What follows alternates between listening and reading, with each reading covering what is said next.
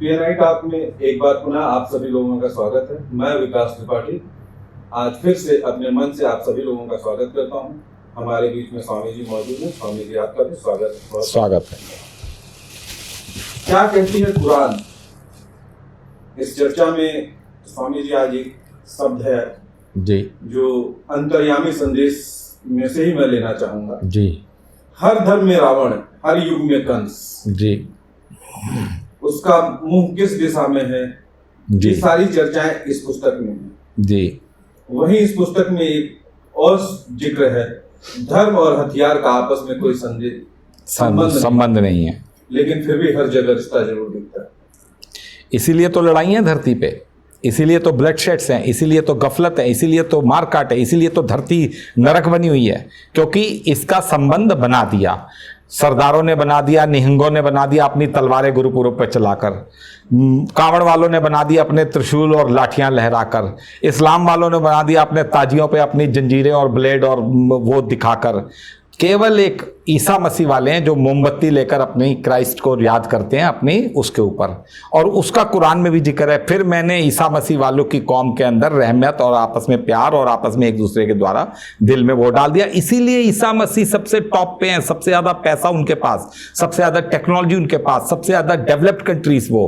क्यों? क्योंकि वो उस रास्ते पे, जिस रास्ते पर अल्लाह संसार को चलाना चाह रहा है। तो इसीलिए धर्म और तलवार का आपस में कोई संबंध नहीं, जिनके संबंध है वो अपना भुगत रहे हैं।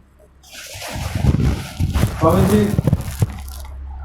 उसके रूप, उसके रंग, उसका अपना अंग है, इसका क्या? देखिए 6 अक्टूबर 2016 को जो व्यक्ति मिलकर आया भगवान से, 40-45 सेकंड की यात्रा थी, जिसे इस्लाम में मेराज कहते हैं, जिसे मोहम्मद साहब ने कहा था लास्ट अब कोई नहीं जाएगा, तो वो बात मिथक टूट गया। वो एक व्यक्ति हो आया, जैसे गीता में लिखा है यदा यदा ही धर्मस्य।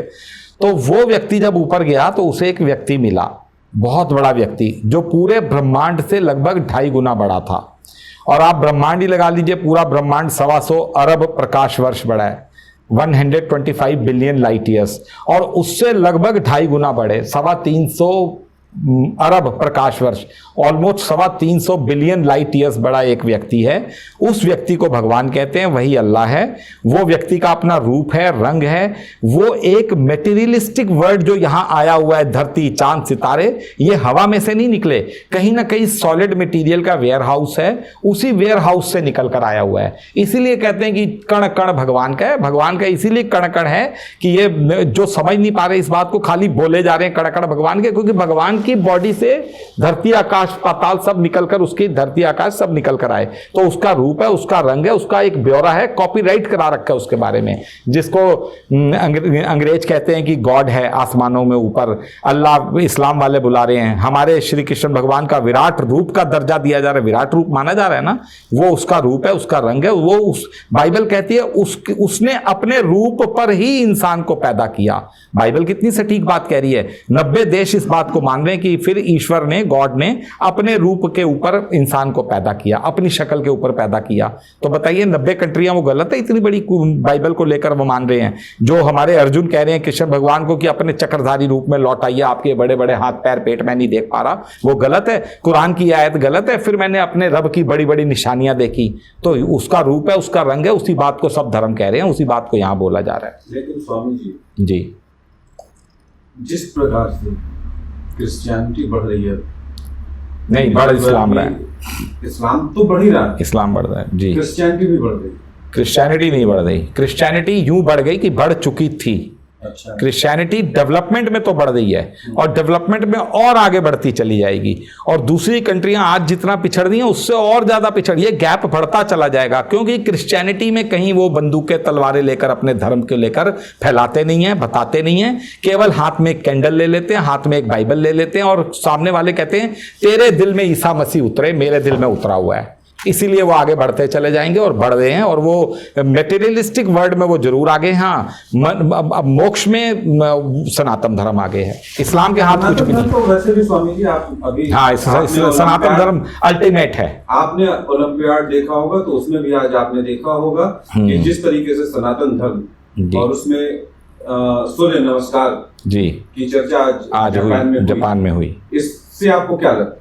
देखिए, सूर्य नमस्कार क्या, हमारा जो योगा है, हमारी पूजा पद्धति है, ये अल्टीमेटली सारे वर्ल्ड में यही छा जाएगी। इसी सनातन धर्म पूजा पद्धति इज द एग्जैक्ट एक्यूरेट पूजा पद्धति फॉर गॉड, जिसे अल्लाह बुला रहे हैं। और कुरान भी सर्टिफाइड कर रही है सनातन धर्म पद्धति को। कुरान में जहां जहां तारीफ हो रही है इबादत की और धर्म की, वो सनातन धर्म की हो रही है। और जब कुरान में भी सनातन धर्म का जिक्र है, एक धर्म के लिए ऐसा जिक्र है, अल्लाह कहते हैं कि तुम्हें मैं अर्श पे पहुंचा दूंगा, तुम्हें मैं संसार में सबसे टॉप पोस्ट दे दूंगा। तो और एक धर्म को कह रहे हैं तुम्हें जलालत की वो मार मारूंगा कि संसार देखेगा। तो ये बातें सामने आ जाएंगी कि सनातन धर्म के लिए क्या कह रहे हैं अल्लाह। लेकिन ऐसा क्यों है स्वामी जी? ऐसा इसलिए आप कह रहे हैं कि एक कौम को ये कह रहे हैं कि तुझे जलालत की मौत दूंगा, हाँ, वगैरह, मौत नहीं बेइज्जती, जलालत दूंगा। मतलब जी वो दंड स्वरूप, दंड स्वरूप, जी। और एक को ये कहते हैं कि मैं तुझे तूने नेक काम किए, तूने नेक अमल किए, तूने परोपकार किए, तूने दया की, वो इसको कह रहे हैं सनातन धर्म को। और जिसको कह रहे हैं कि तूने गलत काम किए, तूने धरती पे बड़ा उत्पात मचाया, बड़ा फसाद फैलाया, तूने धरती के ऊपर फसाद किए, तुझे मैं तेरे दंड दूंगा, तो वो बोल रहे हैं इस्लाम को ही। इस्लाम को कह रहे हैं तुझे दंड दूंगा, सनातन धर्म को कह रहे हैं तुझे इनाम दूंगा। मगर ले देकर इस्लाम के अल्लाह के सबसे, जो आपको एक एपिसोड बताया था, अल्लाह के दरवाजे के बाहर इस्लाम पहुंच चुका है और है भी। सनातन धर्म 150 किलोमीटर दूर है, इस क्रिश्चियनिटी 1000 किलोमीटर दूर है। तो इस टाइप से है, अल्लाह की कुंडी, अल्लाह के दरवाजे के बाहर इस्लाम बैठा हुआ है, बस इस्लाम समझ नहीं पा रहा। स्वामी जी, कुरान में जी एक जिक्र आता है, किसका? दिला दारू मुखलादुल कौन, दिल्ला दारू मुखलादुल, ये कुछ टेक्निकल प्रोनाउंसिएशन का फर्क आ रहा है, कुछ ऐसा नहीं है कुरान में। वो कुछ प्रोनाउंसिएशन, या तो आप कुछ नियर बाई बात, लैंडमार्क बताइए, जैसे कहते हैं ना। आरफा क्या है स्वामी जी? आराफ एक स्वर्ग और जन्नत और जहन्नम के बीच में एक दरवाजा है, एक पुल का जिक्र है। आराफ एक पूरी सूरह है जिसके ऊपर ये है कि जिसके ऊपर कुछ लोग जो हैं वो देख रहे हैं कि जहन्नम में ये हो रहा है, जन्नत में ये हो रहा है, तो वो भगवान से कह रहे हैं भगवान हमें जहन्नम में मत भेजियो। तो आराफ वो जगह है जहां इन बातों का जब खुलासा होगा संसार में, तो लोगों का मन खटकेगा कि इसका मतलब कोई पिछले नबियों ने गड़बड़ कर दी, या हमें समझने में दिक्कत होगी, या हम कुरान को नहीं समझ पाए। जब इन बातों का खुलासा होगा तो सारी दुनिया आराफ में पहुंच जाएगी, मतलब उस जगह पहुंच जाएगी जहां से वो स्वर्ग नरक दोनों को समझ रहे हैं खेल। फिर वो कहेंगे हे ईश्वर, हे अल्लाह, हमें जन्नत देना, मतलब इन बातों को जो इस प्लेटफॉर्म से बताई जा रही हैं उन बातों पे वो अमल करेंगे, पिछली गलतियों को खत्म करेंगे, धर्म को एक नए शांतिप्रिय रूप में जब समझेंगे और इस्लाम संसार के सामने आएगा तो वो सारे जन्नत में एंटर कर जाएंगे। आराफ, अल्लाह ने, भगवान ने आराफ एक ऐसी जगह डाली है जहां इस खबर के बाद सारा संसार खड़ा होगा। और अब उसकी मर्जी है कि पुराने इस्लाम में जाए, या पुराने सनातन धर्म में जाए, मारकाट वाले में जाए, या एक नए शांति प्रिय सतयुग में प्रवेश करे, तो वो ये है। स्वामी जी, आपके ज्ञान को, इन पुस्तकों के चमत्कार को जी दंडवत प्रणाम है, नमस्कार, शाश्वत प्रणाम है, और बहुत बहुत धन्यवाद। आपकी रोचक बातों को सुन के बड़ा मजा आ रहा है। ठीक है, ये हम आप अपने दर्शकों को आज यहीं अलविदा कहना चाहेंगे और उनसे ये जरूर जिक्र करना चाहेंगे कि हमें यूं ही प्यार और मोहब्बत देते रहें। स्वामी जी, बहुत बहुत धन्यवाद।